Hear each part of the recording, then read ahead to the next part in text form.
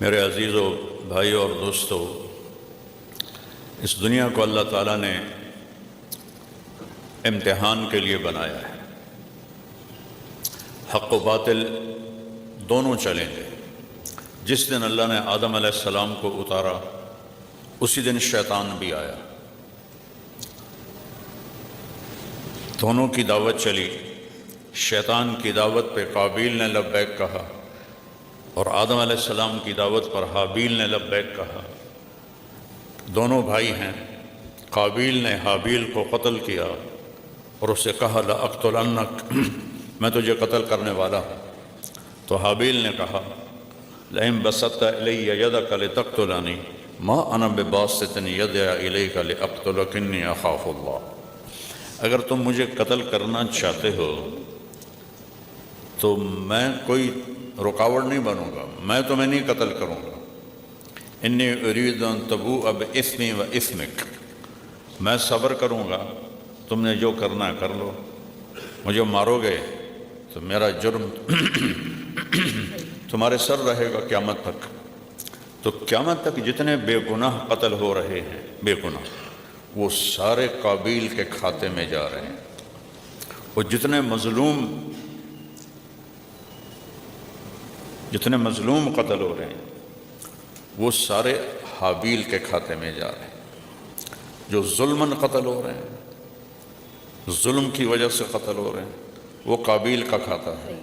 جو مظلوم بن کے قتل ہو رہے ہیں وہ حابیل کو اس کا اجر جا رہا ہے کہ وہ پہلا مظلوم تھا جس نے کوئی احتجاج نہیں کیا اور اپنی جان کو پیش کر دیا۔ تو یہ حق و باطل کی ٹکر چلے گی یہاں تک کہ سورج مغرب سے نکل آئے، اور سورج کا مغرب سے نکلنا قیامت کی آمد کا سب سے بڑا اعلان ہوگا۔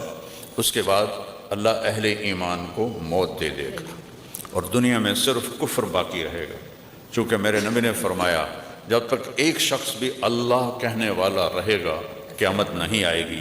لفظ اللہ میں اتنی طاقت ہے، پورا کلمہ نہیں پڑھیں گے۔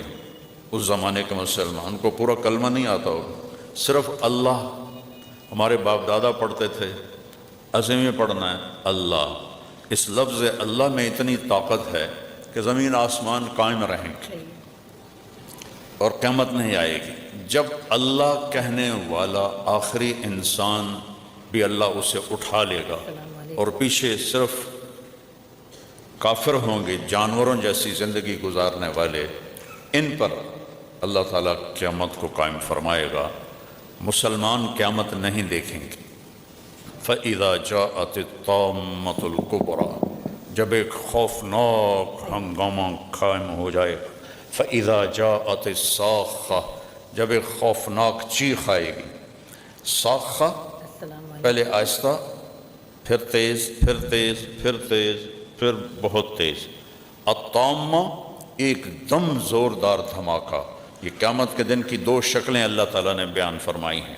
تو اسرافیل کی سور کی آواز سے اذا الشمس کورت، سورج گیا، واذا النجوم انکدرت، تارے گئے، واذا الجبال سیرت، پہاڑ گئے، واذا العشار عطلت، جانور گئے، واذا الوحوش حشرت، جنگلی پھاڑ کھانے والے جانور گئے، واذا البحار سجرت، 7 سمندر میں آگ لگ جائے گی۔ تھوڑا اندازہ لگاؤ، 71% دنیا میں سمندر کا پانی ہے اور 29% خشکی ہے۔